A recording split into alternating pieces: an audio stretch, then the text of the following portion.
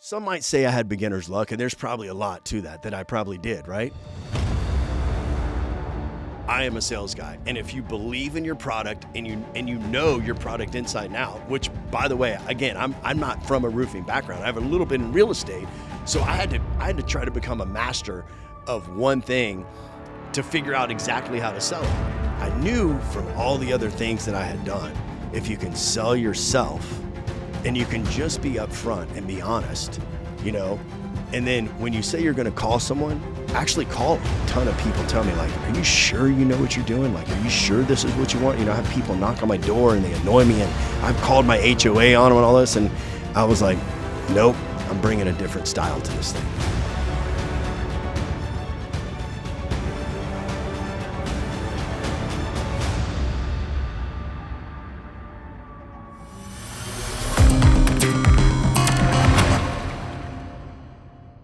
All right, everybody, welcome back to the Patrick Carr Show. And I got to tell you what, if you have been in the roofing industry for more than a day, you've probably heard somebody tell you that today's world is just too crowded of a market if you don't have any experience. Well, my guest today is proving that to be otherwise, all right? I'm getting to know this guy, man. Matt, it's a pleasure to have you on the show and to get to know you a little better, buddy. Man, thanks so much for having me. It's been cool. Yeah, so Matt Reynolds, everybody, Bela Roofing. You're out of the Central Florida area, right? Yes, correct. All right. Yep. It's been a pleasure getting to know you because we've been talking about bourbons, which is the love of my life. My dearest hobby. Yeah, my dearest love, if you will. It's probably costing me a few loves in my life, to be very frank with you. But, my question is this, man. You've been able to really carve out if nothing else, a passion and a niche within this industry. But you don't come from roofing. And Not at all. Literally, you were telling me that if you need something done around the house, man, you may not be the best guy for it. So my question for you is this: how the heck do you make a living and a good living in a company that's growing without the experience, man? So that's funny. First of all, yeah, you're right. My wife won't even let me hang a picture. She's like, "Can you please call a handyman?" And I'm like, seriously, I think I got this. She's like, we've tried this. We've been married 22 years. She's like, trust me, you don't have this. So when I told her the idea that I'm going to go into roofing, she literally looked at me like I had a better shot of hitting Powerball on a weekend night. She's like, this, I don't know. Like, I really don't know. But like we were discussing, I'm a sales guy. At the end of the day, I am a sales guy. And if you believe in your product and you know your product inside and out, which, by the way, again, I'm not from a roofing background. I have a little bit in real estate. So I had to try to become a master of one thing to figure out exactly how to sell it, Mm-hmm. And so, my background, I graduated college. I did the normal college life. I lived in a fraternity house. My first 2 years were horrible. Just being honest, right? I'm not going to lie. And so I had a master's my first 2 years in Miller Lite and Busch Light. Yeah, it was brutal. My junior year, I moved up, and I was like, all right, I got to focus on getting my grades right. Okay. And long story short, man, I got into my major, and I really liked it. I was an organizational communication major, and I minored in business.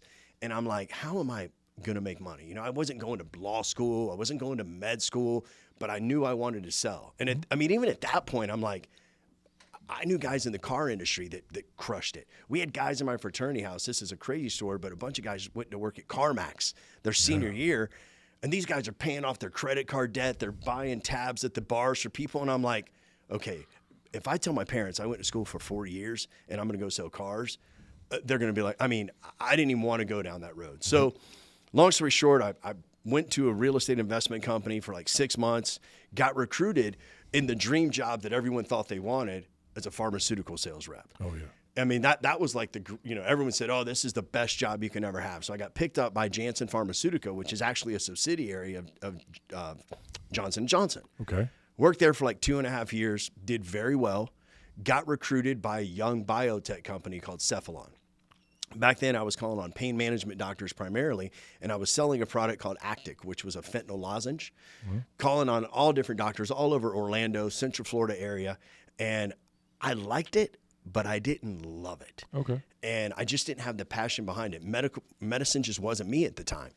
So fast forward 3 years, I'm sitting at home, and I'm getting ready for work. And, back then, pharmaceutical reps, you had to wear the coat, the tie, you had to dress up, everything. And my buddy calls me and he's like, hey, man, I don't know if you know this, but we're launching this drug. And I said, well, of course I know about it. It was on our weekly emails nonstop. He goes, they just passed and got their second or third letter of FDA approval. And so I'm sitting there and I'm like, What drug is this? Provigil. Yeah. And I'm like, before we continue, I know what Provigil is. Can you just give a audience just a brief overview of how awesome Provigil is? So Provigil was launched. They were coming out with Nuvigil, which was basically just one molecular strand off. But Provigil, if you can imagine drinking the best cup of coffee with no jitters. It doesn't work on the nucleus accumbens. It doesn't affect your sleep cycle. It's probably one of the best products ever made. Now, right? Rumor has it that remember that movie Limitless? Yes. That Limitless was actually based off of Provigil and that drug. They used to call it, I believe, like the drug for billionaires, because at the time, before the patent whole thing, now correct me if I'm wrong here, but if I remember right from my days of getting this stuff on the black market, that this drug was like so hard to get. I believe even maybe it was narcolepsy was originally made That's originally right? what it was made for, was narcolepsy. And then they got an indication for shift work sleep disorder. Got it. Oh, and nice. So, well done there. Yeah. And so that's how that product really took off. So Provigil was out. I was on a different sales force. I was on the pain care side. That was the Provigil side. Okay. Provigil was coming off patent. And so they were getting this new version of it called Nuvigil. Yep. Okay. I remember that. Okay. So my buddy's like, hey, man, these stock options are worth a ton of money. And I'm like, yeah, whatever. So I hung up the phone with him, didn't think anything about it. Like a week goes by, and one of my best friends from high school is my financial planner. And he calls me. He's like, hey, have you looked at what these things are worth? And I'm like, no, but you're like the second call I've had. And he's like, you've been saying that your heart's not in this and you wanted to find a way to get back to real estate. Like, maybe this is it. So I'm like, how much money are we talking? Well, it was enough that I was like, okay, I mean, I woke up and I was like, you know what? So my wife was pregnant with our oldest son. I have two boys, 18 and 16. I don't want to stop you. Well into the six figures here? Six figures, okay, right? Okay. Yeah, six figures, yeah. Enough to where I could say, you know, and I had vacation time. I had just won a contest, right? So in the six figures. Good. So I tell my wife, mind you, she's pregnant with our oldest son. And I said, babe, I need you to hear me out. I'm quitting my job. And she's like, you're what? I'm about to give birth. Fast forward, cashed in the stock options, cashed in the vacation time. They owed me a bonus. Said, I'm done. Like, I'm done. I'm out. So then I go back to real estate. And the whole time I'm thinking to myself, right, how now I've left something I've been doing for 7 years. How am I going to go back into real estate? But I was a wholesaler. So we were house flipping. I would get houses under contract and we were assigning the contracts. When is this now? When are you talking about? So my son this is 2005. Okay, tough market 2005 for house flipping and stuff. Tough market. Because I got into like 2009 buying up. This is when, after the crash, I got through a little period of time where we were buying titles off of HOAs. Yeah. Remember, you could buy the title off the HOA until the bank went ahead and did something on the foreclosure side? 100%. You could get a lien on it. I loved it. Yeah, exactly what you do. Yep. Anyways, okay, so 2005. So 2005, I'm like, how am I going to do this? Well, the guys that I originally worked with out of college had kind of figured it out. So they had an office in Orlando. They had an office in St. Pete. I know I'm going way off here. That's fine. Come So anyway, I end up starting, and 6 months into it, I've got my own office in Winter Haven in Polk County. Got it. Crush it. Real estate market takes a dump, 2008, 9, 10, which turned out to be a blessing for guys like me because all these foreclosures were coming available. They're everywhere. And it just turned into a smorgasbord. And we crushed it till 2016. Yeah, then it starts to dry up. It started to dry up. Yeah, I remember this. So who are you buying the foreclosures off of? You buying them off the bank? You're buying them off the HOAs? You're buying off people? All the above. We were sitting out the mailers like, oh, your house has potential liens coming. You know, call us. We'll clear the liens. We'll buy them. You know, distressed properties. Like we were like the buy the dumpiest properties. I love it. And flip them. That's all we were doing. Selling paper. We would keep some, fix them up, and renovate them. I had some rental houses that I kept, and then. So long story short, 2016 comes. My cousin was one of my business partners. He's like, hey, man, you know, the market's drying up less and less. Why don't we come out with a deal where you can kind of go in another direction? And I was like, you know what? Totally cool. I was the best man at his wedding. You know, he's my cousin. He's my mom's brother's son. No big deal. End up moving on. A buddy of mine who was one of my fraternity brothers goes and opens up a medical lab. And he's like, hey, you know every doctor in town from, you know, when you crushed it back in the day, why don't you become a distributor? So I was like, all right, I'll give it a shot. Ended up, he owned a medical lab. They did toxicology testing. I was a distributor, had 5 or 6 sales reps working for me, had a good run. 2017, something like that, he gets an idea where that was like 2012. He starts the distributorship. I'm still doing real estate, but that's when my cousin had the idea. And it took a couple years for us to work out the kinks for my cousin to give me a proposal to get me out. Mm-hmm. Finally got out. We live out in the Lake Nona area. We ended up buying a home health care company. Never done home health care. Buy it, open one, buy another one, get it open, have a drop site, sell that. So there's a point to all this. Never did it before, but had to figure out how to sell it. COVID comes along. He starts another lab. I'm actually a partner in this lab in 2019 after we sold home health care. Okay. We're just doing toxicology testing. Doing good, growing the company, slow and steady wins the race. We're in the panhandle of 2020, March. The whole town shuts down. Mm-hmm. And we're like, okay, this COVID thing is real. Yeah. So we come back to Orlando, and none of our reps can get in to see doctors. I mean, you go, you're doing toxicology testing. You're trying to see addiction treatment rehab centers. You're trying to call on pain management psychiatrists who write benzodiazepines, everything like that. Right. Everything's done on Zoom. So it was scary. By the grace of God, 2 months later, we were able to get our hands on a COVID machine. But it was very risky because at this time, remember, we didn't know much about COVID.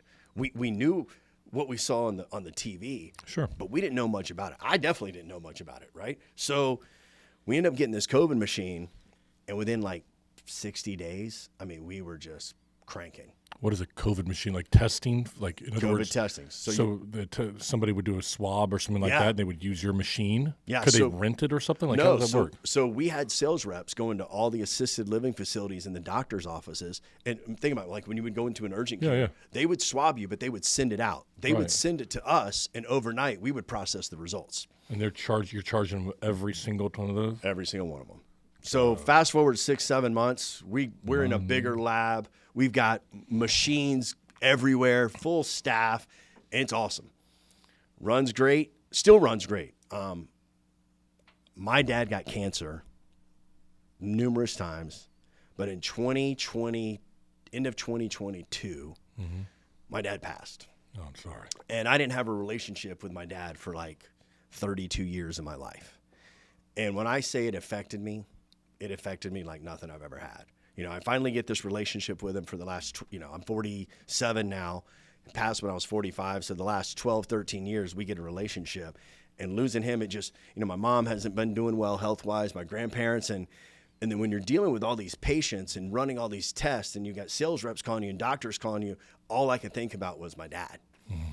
So one day, my business partner's like, man, I don't like seeing you like this. He's like, if you ever, want to get out, let's come up with a plan. And I just knew that was it. Now, at this point, when I say I had no clue what I was going to do, brother, I had no clue what I was going to do.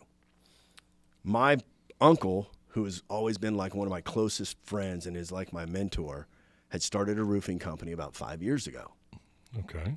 And he's always the guy I go to for advice, right? And him, my wife, pray about it and everything. And so we were talking, and I said, hey, I think I'm gonna move on.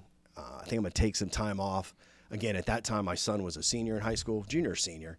My youngest son, 2 years behind him. I'm gonna just relax for a little bit. I wasn't stupid with my money, and I'm just gonna get my kids to college. I'm going to see colleges, campuses with them, and just focus on them. Because, again, I'm upset. I've got a spot missing in my heart because of all the years I lost my dad. So we talk about it, no problem. So then one day, out of the blue, he's like, well, if you want to make some mailbox money, he's like, all these people in town. He's like, you don't have to go on a roof. You don't have to go buy a pair of cougar paws. You don't have to go get a telescopic ladder and do all this stuff. He's like, I just want you to call a couple people. And it was a small commission, right? He's like, I'll have you fill out some paperwork. I didn't even know what I was filling out. He's like, I'll have you fill out some paperwork. And if you send me these leads, and if my guy closes them, I'm just going to send you a check. I was like, all right. So I signed up with him. And the first week, I sold a roof. Yes. Literally. And I was like, all right, this is kind of cool. So then I didn't do it for like 2 weeks. You know, my wife and I were going out to dinners and lunches. I was hanging out with my kids and everything. They played travel lacrosse. So I'd kind of forgotten about it, but the roof got done and he called me. He's like, hey, I have a check for you. I'm like, oh yeah, okay. All right. You know, right on. So I go down to his shop and get a check. So I come home and we didn't really have anything planned. So I'm like, you know, I'll make a few more phone calls. I mean, what's it going to hurt? And so I started calling some real estate people that I knew. And then I started calling some people that I knew for some other networking meetings that I'd gone to. I think my third month, I think I told you I sold like 7 roofs. And my business partner now was like, we got something, right? We got something. And so at that point, I was like, I knew from all the other things that I had done, if you can sell yourself and you can just be upfront and be honest, you know, and then when you say you're going to call someone, actually call them. When you tell them you're going to follow up with them, follow up with them. When you tell them you're going to be at their house, be at their house. I mean, it wasn't rocket science. Yep. So some might say I had beginner's luck, and there's probably a lot to that I probably did, right? So after this, we started talking, and he's like, listen, I kind of went to him and said, hey, I like this, right? And he's like, I'll make a deal with you. He's like, you learn everything for a year. Okay. You master it. You prove yourself. You know, I'm not going to give you a number you have to sell, but you prove yourself, and then we'll discuss phase 2. First year, I am a sponge, man. Like, I want to learn everything from TPO to metal to gutters to solar I want to learn it all. I mean, I am, when I say I became obsessed, I mean, my wife would be like, seriously, how much are you going to be on the computer tonight? And I'm like, babe, you know how I am. Like, when I dial in, I mean, I'm in. Like, I am in. So started watching videos, ran across your videos, ran a bunch of other videos out there. And I just really started to learn the industry. Saw what the typical roofing people that were selling roofs were doing, but then stumbled upon some unique things that people were doing. And I'm like, but then you watch some of these videos and I started getting a little bit of cold feet because people are like, this is a saturated industry, right? You're in Florida. You're in the hurricane capital of the world, and you had a great company. You sold it. And of all things you're going to do, you're going to go sell roofs. Yeah. And I had a ton of people tell me, like, are you sure you know what you're doing? Like, are you sure this is what you want? You know, I have people knock on my door and they annoy me, and I've called my HOA on them and all this. And I was like, nope, I'm bringing a different style to this thing, you know? And I think that's when I really just kind of came up with the game plan. Back to the original question you asked me was, I wanted to work smarter, not harder. I didn't want to come across as a nuisance to a customer. And I wanted to learn every avenue I could learn to bring value to what I was selling.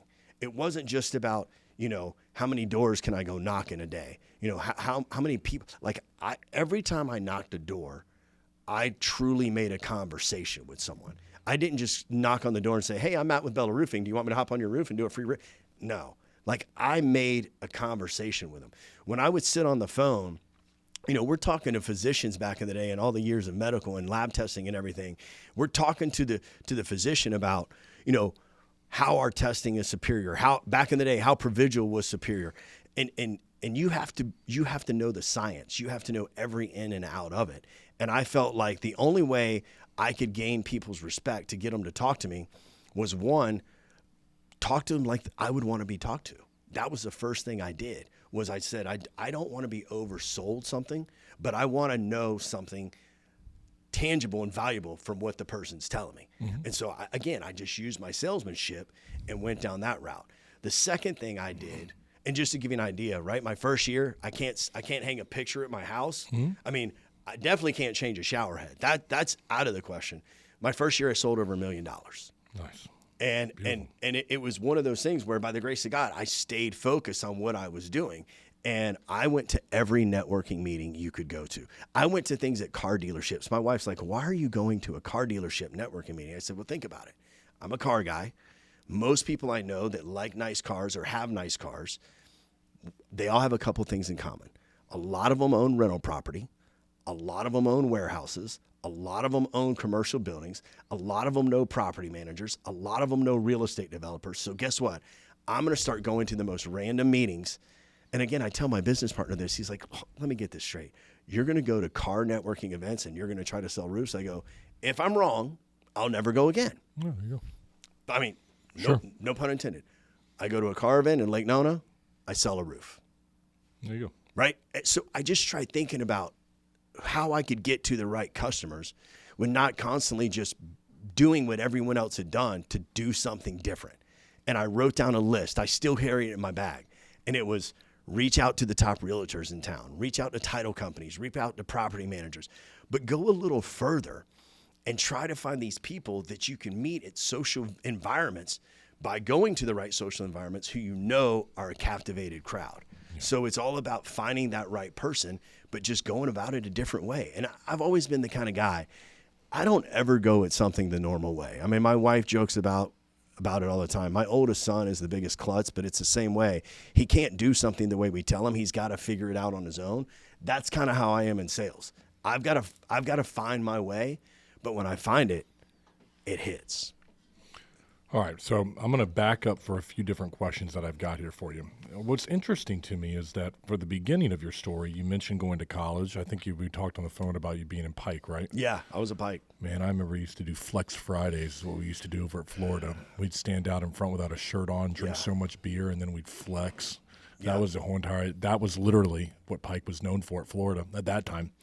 But at UCF, we used to put a kiddie pool in the front yard right before sorority rush. Oh, nice. So we would all go to the gym, pump up, you know, cut your carbs down, shave up, go in the tanning bed, and then these girls would come by walking into rush, and you know, exact same thing. So here's my question, though, for you. In your experience of getting, in college, have you supported, I guess, let me ask the question a better way. In terms of your kids going off to college now, right? Yeah. Seeing what you've been able to do in an industry that is predominantly not college-oriented, have you supported them, going to, university, or have you kind of been like, I could take it or leave it as a father? So that's a great question. So that actually really pertains to my oldest son. My oldest son only wants to be a firefighter. Okay. Right? You don't have to go to college to be a firefighter. You can go straight to an EMT, Fire Standards 1, Fire Standards 2, and go get a paramedic. Yeah. What I told him was, my goal as a father, and I would recommend this to every father out there, coming from someone who didn't have that long-term relationship, is I do whatever I can to help my kids follow their heart. That's the way I talked to it, was if you think you want to go to college and try it out, go try it out. If you like it, stay. If you don't like it, you want to be a firefighter, then present to me your plan of what you're going to do next. But what we're not going to do, you're not going to sit at home and eat ice cream and play Xbox all day, right? That I'm not going to stand for. I'm not going to stand for mediocrity out of my kid, right? Yeah. I'm going to still be the parent. I'm your friend. I'm your boy. I mean, I just took my oldest son tarpon fishing, and I go to all the car shows with my youngest kid, right? I'm the involved dad. My wife says I stress out about being over too involved, right? But I tell them, follow your heart, man. Like, my heart is I'm a sales guy. My oldest son is, I want to be a firefighter. My youngest son is so interested in cars, who knows what he wants to do, but he also likes turbine engines on jets. Let's discuss what you want to do, and let's bounce ideas off each other and come up with the best game plan. I'm fortunate enough to know a couple of firefighters, and they're like, listen, here's the deal. It's not getting any easier to be a firefighter. There's certain levels that you can get to without a degree. There's certain levels you have to have an associate's degree, and there's certain levels you have to have a bachelor's degree. I told my son, try whichever route you want, but find your way to happiness. Yeah. And that's kind of how I approach it, One of the interesting things, and again, my short time of getting a chance to know you, that I find interesting is I believe that you embody this one principle that I think a lot of people lose sight of. Let me give you what it is. The person who enters into the conversation or the interaction who has what I call the most assurity, they are the most sure of themselves, they bring the most energy, is going to influence the person across from them. Because I think that low energy people, when they encounter somebody who's high energy, they can't help but, it's like, okay, whatever that guy wants, listen, I'm just going to do it. You know what I mean? Yeah. And you seem to bring that. And, it must have in some way helped you, because one of the things I've written down here is, we're talking pharmaceutical and medical sales. that is an industry that at times there are some beautiful women that are involved in that industry. Yeah. Where people are using a little bit of sex appeal on that side, male and female side over there. Yeah. So you've really got to bring energy. You've got to bring something to the table that other people aren't willing to or don't have to bring. Yeah. Did you ever encounter that where you're like, hey, listen, you know what? It's something in my blood, something in my personality. Has it always been this way for you? I think a lot of it is always wanting to be successful, right? When I was a young kid, one of my uncles was big into the restaurant industry, and he was always known as the rich uncle. This guy had Mercedes and fancy cars and all gold Rolex, and it was almost like one of those things where everyone on that side of the family wanted to be him. And at a young age, it was taught to me, he came from nothing, and look at this lavish lifestyle he's got. And it was one of those things where I'm like, well, if he can do it, I can do it. And it wasn't about the materialistic side of it. It was just like, I'm hard on myself. And so when I look at other people around me that have had success and wealth and whatever it may be, I'm like, well, if they can do it, I can do it. Yeah. And that's just kind of how I've always thought of it, you know? And listen, I'm not always right about it. You know, I've tried a lot of things and failed. But that's kind of my mentality is, if they can do it, why can't I do it? And more importantly, I think this is where it's something in the DNA, right? I mean, I'm like you. I still work out. I eat clean, you know, the whole 9 yards. But there's also something in here that says, not only can I do it, but how can I do it better? And I think that's just, I guess it's just in my genes, right? And I know that's a cliche answer, but that's really what it is I don't want to settle for something that I know I can do better. And more importantly, I want my wife and my kids to see that I didn't settle, but I could do it better. And that's kind of what keeps me going, man. That's that fire. Yeah. I wonder with you, I'm interested with Bela Roofing that you're doing right now. The people who work for you, are you the same way with them that you are with the family, the kids? Do you want them to see the work that you put in? You strike me as an individual that may try to lead by example. In other words, hey, listen, watch me do it, and then don't tell me you can't do it type of deal. That is probably the most accurate statement I've ever heard. Yeah. So about my sales guys, I have guys that are from the hospitality industry. I have guys that are from the roofing industry. You know, my whole thing when I'm in selling is I say a couple different things. One, there should never be a dull moment when you're selling roofs. There's always something or someone you can call on or something you can do. And if you keep that momentum going in your mindset, you'll always stay busy. And if they say, well, you know, I don't know if it's that easy. Okay, listen, guys. I couldn't hang a picture. I didn't like getting dirty. I damn sure didn't want to be sweaty on a modified bitumen roof where the bottom of the temperature gun's 150 degrees. Yep. I didn't want to do it. But if I can do it, and I'm actually kind of open. I mean, I'm actually very open with them. Listen, this is what I started with. This is how much I made. This is how much I made 6 months. This is how much I made 9 months. This is how much I was averaging month 7, 8, 9, 10, 11, 12. But I didn't stop. And I had no construction experience. But I believed in myself, and I knew how to sell. But I also knew how to sell to the right person. And I just tied that all up. So yes, to answer your questions, absolutely. I say it to my guys all the time. I mean, I went from getting manicures and pedicures with my wife to selling $1 million in roofs and having dirty fingernails. I mean, my wife makes fun of me all the time, and so do my buddies. And I'm sure if any of them see this on air, they're going to be like, bro, you really said that? But it's the truth. I mean, it is 100% the truth. And so, yeah. How do you guard against Bela Roofing being perhaps another statistic that says, hey, you guys plateaued at this many millions. Great. You sold. Nice job. Okay, move on.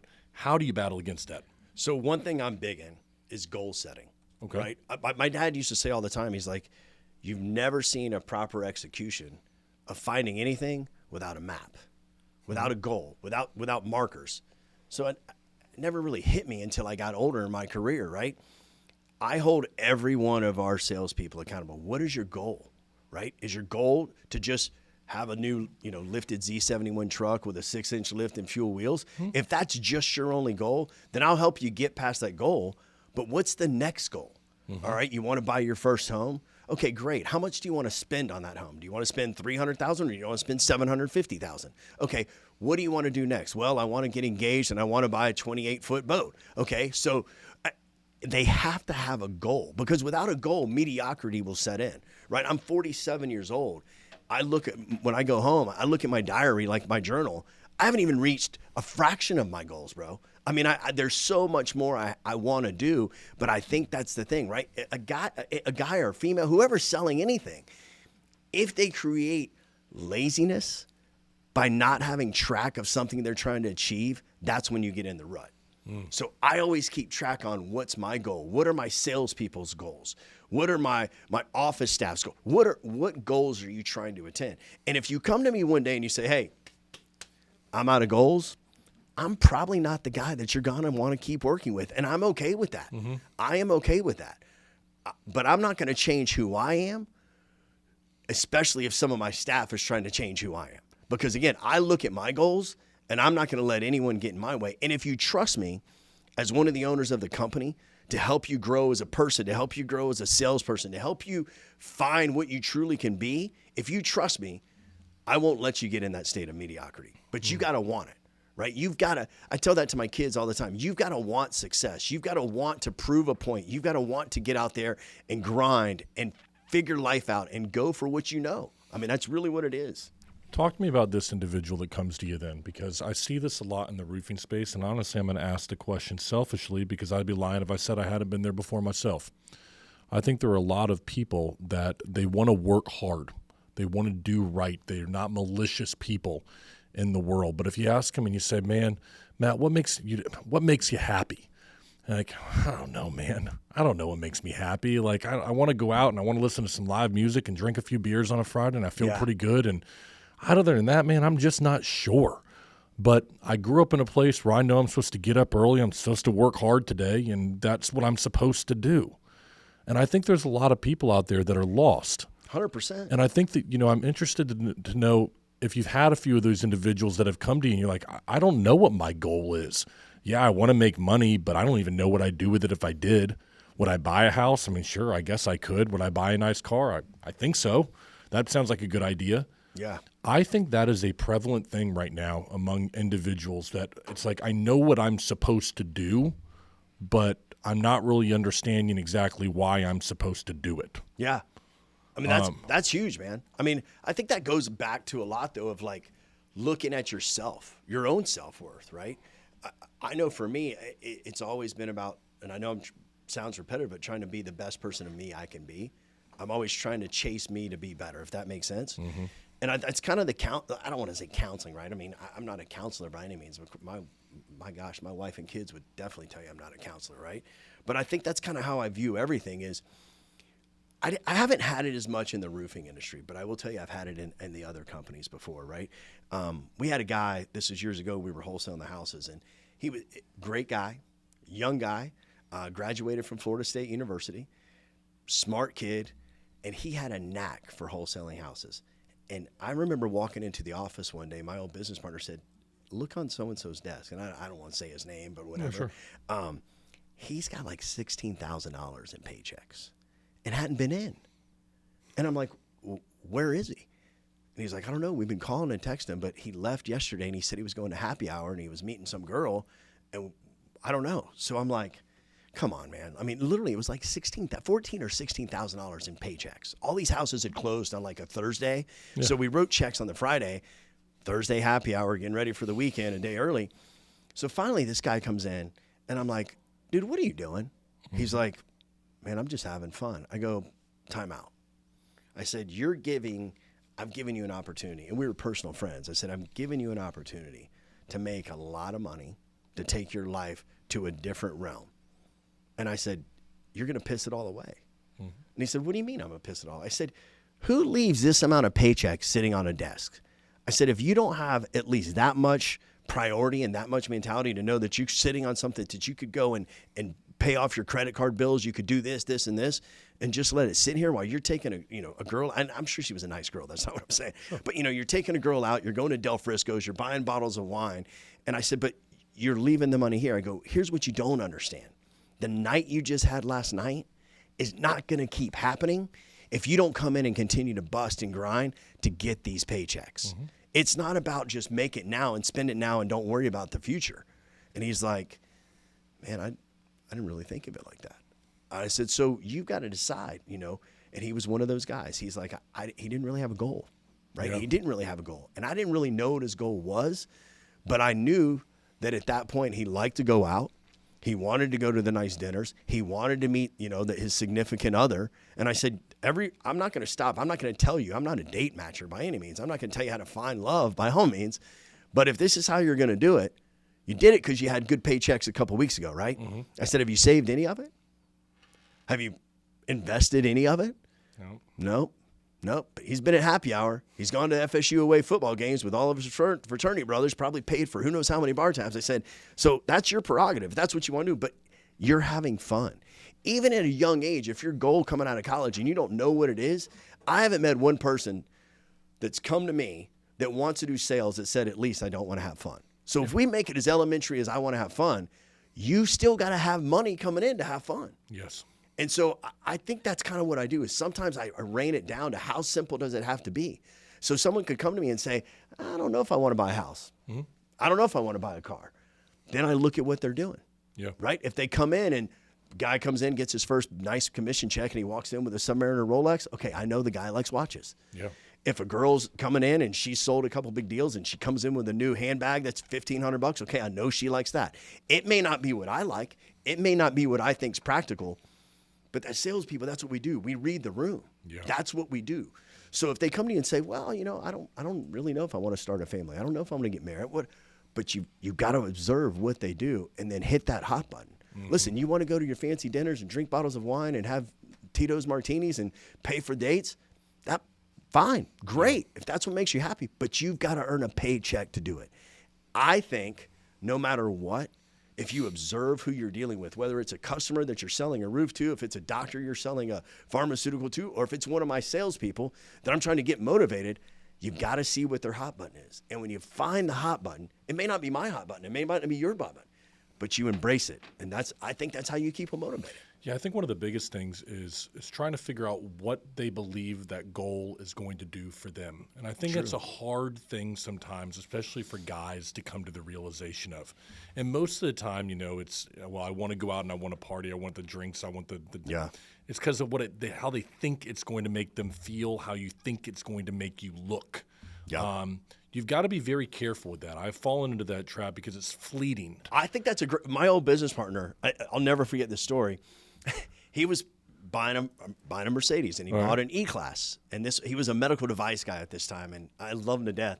But he said his manager came to ride with him, and he's like, oh, this is a nice car. It's a nice Mercedes. And my buddy's like, dude, I freaking saved and bought this car. And he's like, yeah. He's like, and I may be butchering the story, but something's like, yeah, but it's an E-Class. And he's like, what do you mean? He's like, well, I'm just saying, if you really wanted to really do it, why didn't you go get an S-Class? Mm-hmm. My buddy, trust me, next car had an S-Class. But it's just that thing. It's like you take a taste, but if you want to get better, doesn't matter if it's booze, cars, watches, taking girls out, like you said, you still got to find a way to level up. Yeah. And I think that's kind of what is the beauty of sales, though, right? My way of leveling up may not be your way, your way, your way, your way. But at some point, you're going to find the hot button, and you're either going to figure out how to level up or you're going to go broke. Yeah, that's it. I mean, that at the end of the day, that's it. That's what it boils down to. And that's kind of goes back to, it's a cliche saying, but you can grab life by the sack and keep moving, or you can get kicked in the balls and fall on the ground. Yeah. And that's just kind of how I think of it, man. How do you show a guy that, hey, man, you know what? You got a hell of a lot of value as a roofing contractor and working for a great company like ours, to where they feel a sense of pride and ownership, and they feel great about themselves to sell that kind of product. So that's a great question, man. I always ask my guys and my girls, what do you enjoy, right? Like, what are your hobbies? And they kind of look at me like, that has nothing to do with me selling roofs. But like, all right, one of my guys loves to fish. Guy knows everything about fishing you could ever imagine. I mean, hell of a fisherman. Knows about boats, knows about it. Said, hey, man, I did some research. I've got a boat. This is a boating networking meeting. You're going to fit right in. Guy goes in with these shirts that are like Carhartt fishing shirts, right? He wears a on the weekends, he goes and wears a cool pair of flip-flops or something like that. The guy can fit in. Yep. I've got another guy one of my other guys who we just hired, who's just finished training, and he's great. Worked for a big, they sold like memorabilia, right? Okay. And he sold like widgets and stuff to big companies. He's like, I'm like, where do you think where would you have gone to sell this stuff if you were new? And he's like, well, I would have gone here, here, and here, but how does that relate to a roof? Do they have a house? You said these people were, well off, and they were, invested in many different things. Have you ever asked them if they own real estate? Have you ever asked them if they own a commercial building? Have you ever asked them? Well, yeah, actually, I think one of these guys may have been an investor in a storage unit, right? Sometimes you got to take what you like personally and take it a different way and say, okay, I know this is where I fit in. Now let me go fit in, but take a different angle and find out if I can ask the right questions, if I can engage in certain conversations with people I meet, and find a way if there's a way for the door to open. Okay, but let me push back on that a little bit and say, not push back as much as say, let me give you an excuse. And that is that I think that sometimes individuals, especially when they're new to sales, they feel like they're bothering somebody. Or, listen, I don't want to go to the fishing networking event because I don't want to bother them with a roof. I just want to talk fishing with them. I don't want to talk about what I do. If I was a gym guy, I don't want to go to the gym and talk about that with my gym buddies because I just want to talk about lifting and bodybuilding. And they feel like, hey, even though this is how I make money, I want to keep that away from my passion over here because they should be just two separate things. Right. Do you ever run into that where it's like, okay, my passion is boating, but my work is roofing. I don't want to bring these two things together? Yeah, buddy of mine told me a story one time. Actually, it was pretty interesting. But he said if you put guys on an offshore fishing trip, and you're not trying to sell anything. He goes, for the first hour and a half, you're going to get to know each other. And you could take a lot of bets, but you're going to talk about the obvious things. You're going to talk about your college life. You're going to talk about your kids. You're going to talk about your significant others. You're going to talk about your hobbies. At some point, and I can say this, I don't know if I've ever gone to something like that, where at some point, after time, the question comes, what do you do? Of course. What do you do? Yeah. What do you do? We talked about it earlier, we were talking. When you go knock on a door, it's not always about, hey, I'm with Bela Roofing. I'm here to show up and give you a free roof inspection. Sometimes, again, this is not every scenario, but I think sometimes if you just look at the scenario, it may take you longer, right, to find your way in. But if I'm embracing in a conversation with someone and I'm at a car event or a watch event or whatever your hobbies are, right? If you build that bond, if you're a salesperson and you have it in you, then I think at some point it will come out. And sometimes it comes out naturally when you don't even have to push it, right? Yeah. I went to a watch thing. This is, months ago. I'm a watch guy, right? And I wasn't there to talk about roofs, right? I was actually there to meet a guy and great friend of mine and showing me his watch, and there was a bourbon thing going on and just shooting the breeze, right? Sure. And it ended up where we were talking so organically about just life and everything. And he ends up telling me, he's like, hey, I'm buying this house in this neighborhood, new construction. So I'm like, all right, house is built or whatever. But he's like, what do you do? And I told him, I said, well, my business partner and I, we own a roofing company. Mm-hmm. And he's like, man, I know this sounds weird. He's like, but do you know someone who could help me get built-ins for my closet? I said, actually, being in construction, I talk to people all the time. And I said, actually, I do. And he said, really? And I said, yeah. So I ended up giving him this lady's number. Actually, by the way, the lady did build the built-ins. Let's fast forward a couple weeks. I go to a different event with him. He's there, right? Now we've become buddies. And he's like, hey, I need you to meet my buddy over here. And I'm like, hey, man, what's going on? We end up talking. Again, very organically, have no clue why he's introducing me to this guy. The guy just bought 3 hotels, 2 of which are distressed. Oh. One of which we've already bid, and the other one we're probably going to. Wow. And they're buying more. So, again, the answer is not a straight answer, but the answer is sometimes it takes a look. You know why fishing is called fishing and not catching? Because you got to sit out there a while before you get the bite. That's in certain circumstances, that's how sales is. You may feel burned out. You may feel like I can't go to this networking event. But I'm a firm believer if you stick with it. And also, I'm a coach, right? I want to be a coach. I want to help people, right? I have been blessed with the gift of gab, but more importantly, I love selling whatever I'm going to sell. If you get out there and you can't find your comfort zone, take me with you. Now, my way not be your way. Your way may not be my way, but I'm going to help you. If we hire someone and I'm taking time out of my day to show them how to read, roof reports, I'm showing them how to do proposals, I'm showing them how to load pictures on company cam, you're showing them all this stuff. I'm not doing it because it's a great way to pass time. I'm going to invest my time into you so that I can make you the best you can be, but more importantly, so you can see how good you can be. Yeah, it's special. You know? I just have it written down right here. The greatest networks are the ones that take more than just a warm body. Bingo. Because if you've got this is one of the reasons that I'm against these. What are these organizations that you see them all over, like different cities, like where you have to go around and you say hey, I'm Patrick, and then the next person goes and says who they are, and you have to go to them. What are they called? Oh, Lord. These networking events, national networkers, I can't remember what it is, but they have them all over the country. Yeah. And there's different chapters, and everyone has to go like once a week. Oh, what are those things called? It's going to come up here. I went to one. Yes, I've gone to them. I've gone to them before many times. I've stood in there for people have sent me on their behalf. B&A, business networkers, B&I. Yeah, I knew it was something like that. All right, here we go. So B&I. This is the reason that I have a problem with B&I, is that there's no barrier to entry. And so when you show up to B&I and you go around there, everybody knows what you're doing. Everyone knows you're trying to figure out, how am I going to get business from you? Yeah. And then they're thinking, well, you have to do these one-on-ones with people. How am I going to get business from you? How are we going to network? But it's not like networking like I actually care about you. The only thing is, how can I use you to get the most from me? Yeah. And they're trying to do the exact same thing for you. To me, that is not the best network that you're going to find. The best network is going to be one where you genuinely approach somebody. You're trying to help them, where you both share something in common with one another. You're able to help them. They remember it. They know you now, that you have their best interest at heart. Yep. And they're going to recommend you to somebody else because what do you know? They actually trust you. And I think that's the problem that I've had with like the B&I thing. There's no barrier to entry. Are you a warm body? Do you have $1,000 to give me? Great. Come join our club. Yep.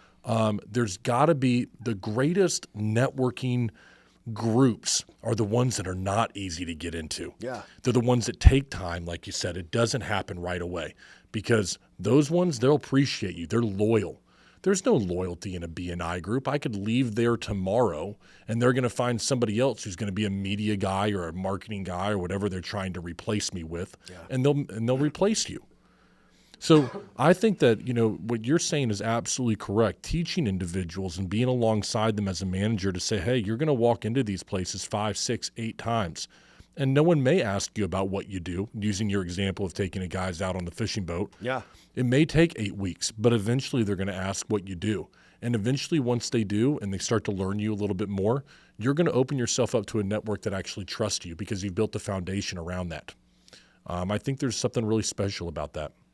I have a few more questions here for you, and I hope it's okay that I asked this because if I didn't as a friend, I think I'd be remiss. I mean this. Yeah. It was obvious a little bit earlier in speaking about your father that there's something that means something to you. You mentioned 30 plus years. Yeah. But obviously something changed in the last 12, you said. I'm thinking that there has to be viewers out there that maybe are struggling with their relationship with their father. Yeah. If you don't mind, and you don't have to share. Yeah, no, I'll tell. Can you tell us a little bit about what changed and how that went down? Yeah, so at a young age, my mom and real dad got divorced. Huh? And my mom and I went to live with my grandparents. My mom got married really young. And it was one of those things that I was raised that my dad was the bad guy, right? Mm. It was old school, but my dad was the bad guy. So from the age of about 4 to 35, 36. Wow. I talked to him like twice. I talked to him once when I was in like 3rd grade. And then when I got hired with Janssen Pharmaceutical, we moved to St. Pete. Now she's my wife. We lived over there for a year. And I think I talked to him like once over there, but it just wasn't right. I don't know how to explain it. I don't know what the vibe was, but it just wasn't right. Mm-hmm. My 35th birthday, the guy who's my financial planner, one of my best friends from high school, myself, my wife, he and his wife at the time, we go eat on Park Avenue. And this is not meant to sound like a Lifetime movie, but bro, this is going to sound like a Lifetime movie. Okay. That day, before we go to dinner, my wife's getting ready, and I watch on Oprah about these people who hadn't talked to their spouses or their family members in like all these years. Okay. So we have kids at this point. And I remember them saying, why these people reached out to their long-lost family members because they wanted their kids to know what the other side of their DNA was. And I'm like, I don't even know much about my dad's DNA. And I don't know why, but it hit me. I mean, I really don't know why, other than the fact that I had 2 boys, I had a great wife, killer kids, and I just said there's a whole nother side that they don't know.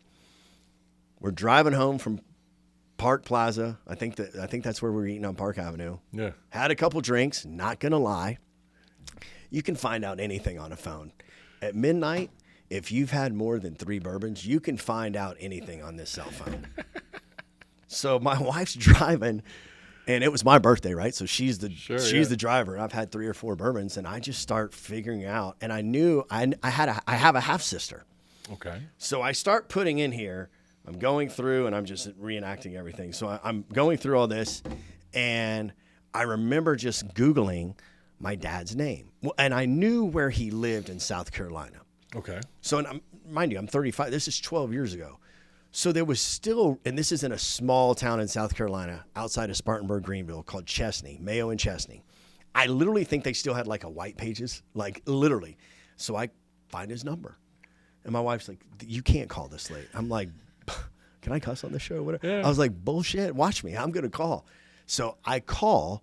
So what was ironic about it was I thought I was calling my dad. But my dad, the phone number was in my dad's name, but it goes to my half-sister. Oh, wow. Oh, so she answers, and I remember plain as day. I'm like, she's like, hello? And I'm like, hey, and I said my dad's name or whatever. Yeah, I was yeah. like, hey, is Steve there? And she goes, no, this is Jenna. And I go, Jenna? And she goes, yeah. And I go, oh, she goes, is this who I think it is? And I go, it's Matthew, your brother. And she's like, we always knew you would call. Wow. So this isn't like midnight, right? My sister 3-way calls and gets my dad on the phone. And that's how it started. And it was, again, and I was raised in a great family. I have a loving mom. My grandparents raised me, right? But it was just one of those things that, I just wanted to see what the other side of the DNA was. And from that conversation forward, it felt like, we're not trying to sound cheesy, but it felt like I had a little piece of me that I'd kind of gotten back. And like fast forward, a couple weeks, my sister was actually engaged at the time. And she's like, hey, I want you to come up here for my wedding. And I'm like, whoa, like baby steps here. And I said, I don't want to take away, that side of the family knew who I was, knew everything about me, but I didn't know anything about them. And I was like, I don't want to come up here and take away. She goes, I insist that you come here for my wedding. Wow. It was the most loving, heartwarming meeting of family that I've ever met in my life, like ever. And it was just different. It's, you have your mother's side, you have your father's side. And the good thing I'll say about both sides of my family are very loving, right? They're from the South. I mean, you come in, my grandmother's gonna be like, can I get you something to eat and give you a hug, right? Up there is the same way with my dad's side. And just kind of having that sense of completement, again, sounds like I'm not trying to talk like Jerry Maguire here, but it was one of those things that it just meant so much to me. So what I would tell anyone out there is, if you haven't talked to someone and your family member in 10, 12, 20, 30 years, whatever, it's never too late. Because what I wouldn't take away from myself or anyone else is those last 12 years that I got to really know my dad, that I got to know all my aunts and uncles in that part of South Carolina. The relationship I have with my sister now is something special that I can't explain. And so don't let distance keep going the distance. Yeah, it's such a great point. I think when we're young, we tend to take sides. I did in my family. I did. And I thought everything was black and white. When you're 7 years old, you don't know there's gray. You just think there's wrong and right and evil and good in the world. Yeah. And you don't realize the world is full of gray and nuances everywhere.